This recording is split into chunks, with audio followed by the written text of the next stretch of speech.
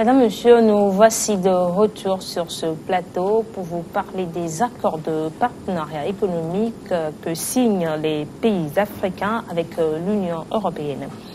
L'UE demande aux ACP de renoncer à lever des taxes de douane sur les importations de biens en provenance de l'Europe. Est-ce que la suppression des barrières douanières à l'importation n'est pas un risque?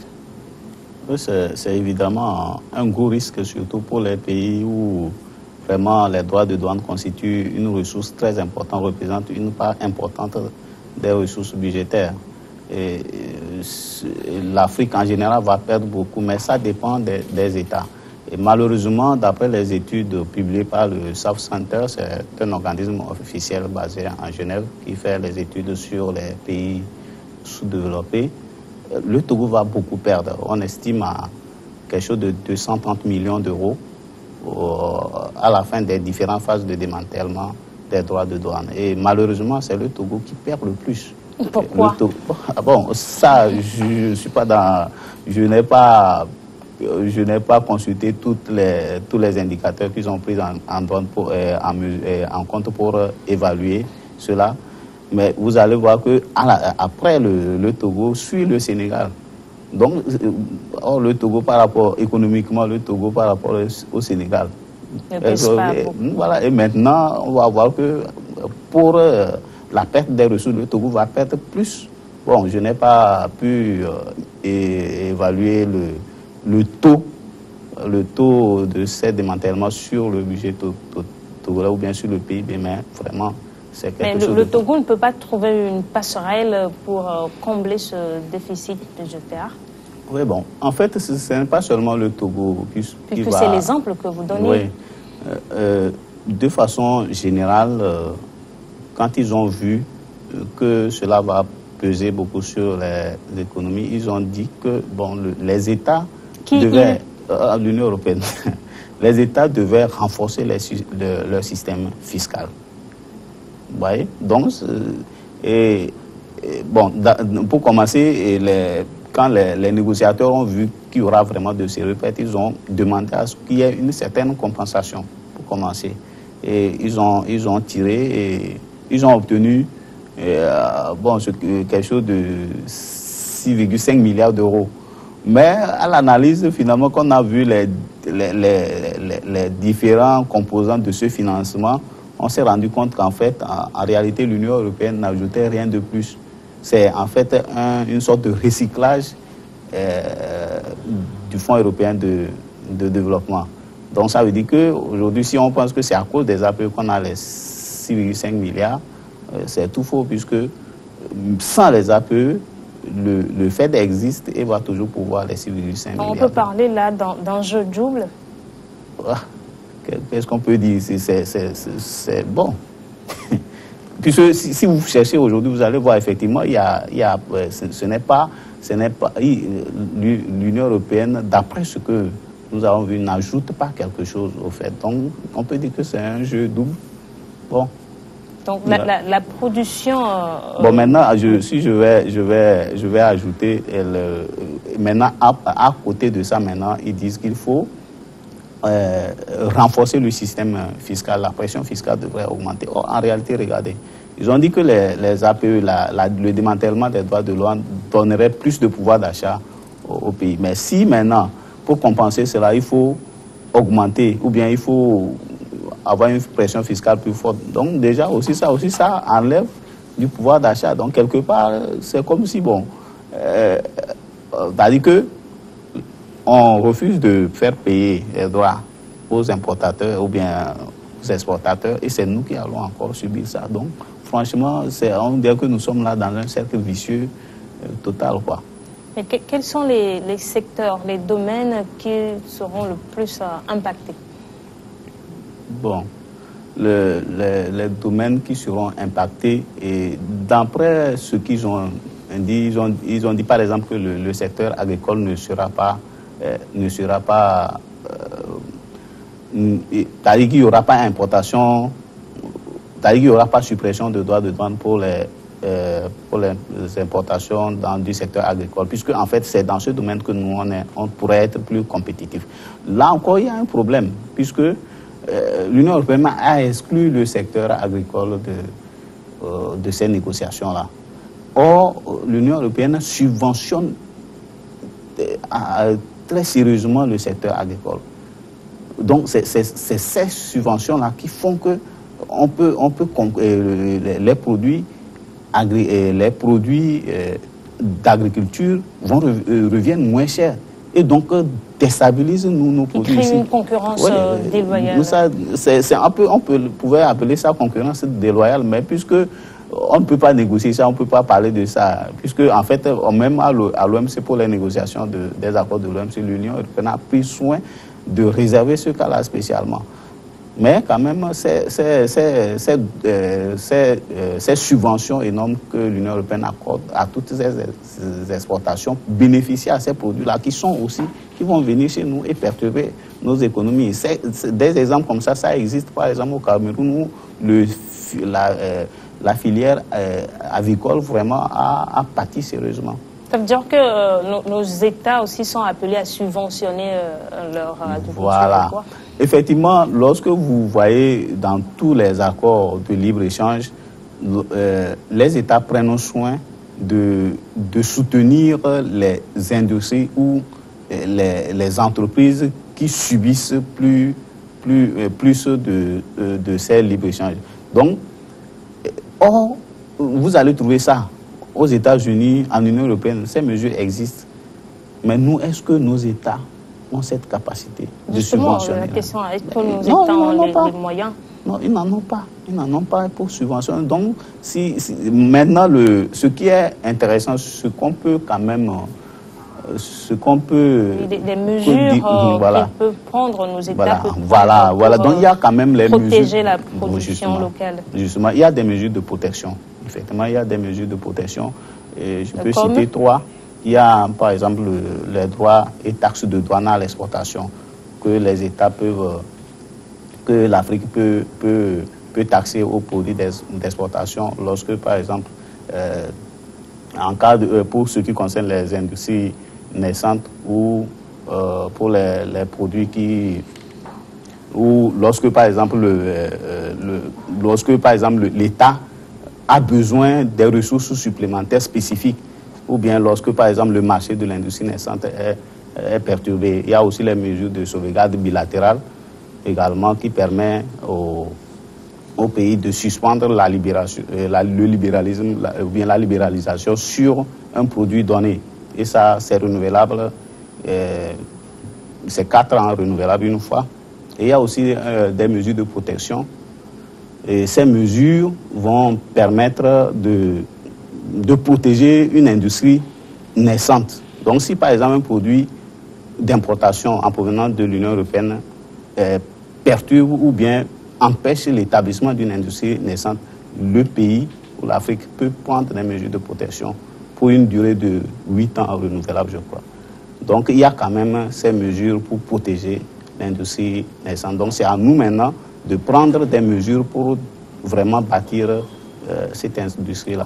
Combien le Togo en a déjà prise de mesures? Justement, j'ai essayé de faire ces recherches, puisque je suis très intéressé, j'ai soutenu effectivement sur les accords de partenariat économique, donc j'ai essayé de faire des recherches pour voir qu'est-ce qu'on fait. En réalité, aujourd'hui, si nous avons une politique commerciale, cette politique commerciale doit tenir compte des accords de partenariat économique. Mais lorsque tu vas aux informations, vraiment,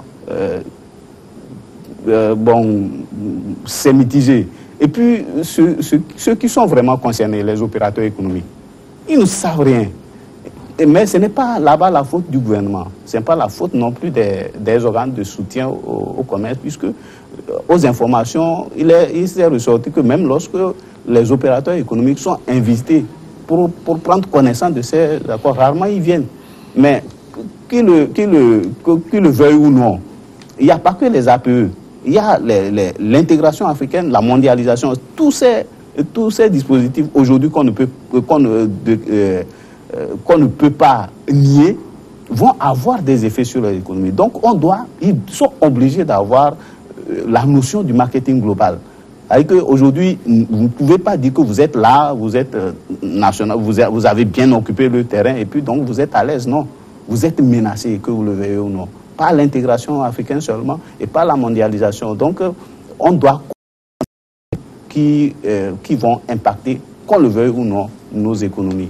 Mais il faut savoir une chose, toutes ces mesures-là, si on sait les prendre, ça va devenir des opportunités pour nous. Mais si nous fermons les yeux, ça sera une menace. Parce qu'au Togo, on est combien? 7 millions d'habitants. Mais la CEDEAO seulement fait plus de 50 millions. C'est donc un grand marché. Maintenant, si par exemple on est là et bon, on est là chez nous au Togo, bon, tout va bien, on va avoir des problèmes. Oui, déjà, après... on a déjà des problèmes. Sur le plan national, il y a des concurrences très dures dans certains domaines. Oui. Le domaine financier, par exemple. En 2000, l'Union européenne et le groupe ACP signent l'accord de Cotonou avec un triple objectif: réduction de la pauvreté, développement durable et intégration régionale. Est-ce que ces objectifs ont été atteints aujourd'hui? Bien, en matière vraiment de réduction de la pauvreté, il faut savoir d'abord que même cet objectif fait partie d'abord des OMD et des ODD.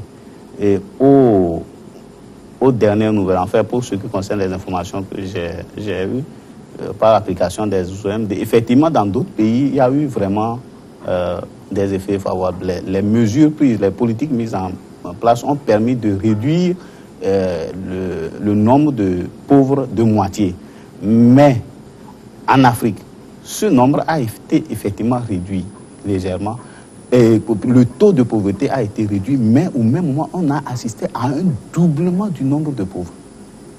Durant cette période, ça veut dire que les politiques n'ont pas été appropriées. Le nombre de pauvres en Afrique subsaharien a été doublé. Contrairement dans d'autres pays où ce nombre a chuté, même dans les grandes économies de l'Asie, ce nombre chez nous. Maintenant, ce qui est très grave maintenant, voilà des mesures qu'on prend qui vont encore aggraver la situation. Alors, je ne sais pas où est-ce qu'on en... Qu'en est-il de l'intégration? Bon, l'intégration, c'est en fait un très bon dispositif qui, en principe, peut permettre la réalisation des économies d'échelle, peut permettre de produire en plus grand nombre. Si on met en place de vraies politiques en commerce international, en marketing global, pour conquérir le marché international. Enfin, l'objectif ou l'un des objectifs de l'accord de Cotonou, c'est l'intégration. C'est l'intégration. Oui, bon, mais là, c'est vrai. Bon, déjà, je crois qu'il y a, je crois, un programme ou un projet de soutien à l'intégration africaine, je crois, duquel est sorti, par exemple, le tarif extérieur, comme ce qui m'a un peu embêté quand j'ai parcouru un peu rapidement le rapport. J'ai vu que, en fait, ce projet, lorsque vous prenez, par exemple, les parties prenantes, vous ne voyez pas les entreprises. Qui font l'intégration? Est-ce que c'est les bureaucrates? Est-ce que c'est l'administration? Puisque, en fait, ce projet a concerné seulement l'administration. Ce sont les opérateurs économiques qui font l'intégration. Donc c'est à eux, c'est leur capacité qui doit être renforcée. C'est leur capacité qui doit être renforcée pour qu'ils développent des avantages concurrentiels qui puissent... On peut parler de cette intégration, prenons l'exemple par exemple de la CEDEAO, la libre circulation des biens et des personnes. Oui, bon... C'est une intégration réussie? Bon... On y va, mais je ne pense pas que ce serait dommage. Bon, pour moi, je ne suis pas très content qu'on dise que c'est l'APE qui va permettre l'intégration de l'Afrique de l'Ouest. Mais l'APE va accélérer cela. Pourquoi? Parce que vous imaginez qu'on soit en libre échange avec l'Union européenne, que le Togo, par exemple, soit en libre échange avec tous les 27 pays de l'Union européenne et qu'ils mettre des barrières douanières avec le pays comme le Bénin, bien la Côte d'Ivoire, ça n'a aucun sens. Donc, quelque part, les accords de partenariat économique vont accélérer donc, la mise en place de l'intégration africaine. Selon une analyse, que je cite, dans l'histoire économique du monde moderne, aucun pays ne s'est industrialisé en ouvrant son économie à la concurrence internationale à un stade aussi précoce comme le font les pays africains. Fin de citation. L'Afrique, un continent pas assez mûr pour le libre-échange, M. Patassé. Vraiment, je suis très content de cette question-là que vous me posez. Parce qu'effectivement, tous les pays sauf l'Union européenne, puisque eux, c'est la vieille économie industrielle, donc il n'y avait personne pour leur faire concurrence. Donc c'est le premier. Mais imaginez, les États-Unis, pour être un pays développé industriellement aujourd'hui, il a fallu à un certain moment augmenter substantiellement les droits de douane aux importations en provenance de l'Europe pour que les Européens soient obligés de délocaliser aux États-Unis, puisque les États-Unis, c'est un grand marché. C'est un grand marché. Donc, vous voulez vendre là-bas. Mais or, avec les droits de douane, vous n'êtes plus compétitif. Vous êtes obligé de délocaliser. Et en délocalisation, vous créez des emplois, vous utilisez des matières premières. Il y a plein de choses qui vont favoriser le développement.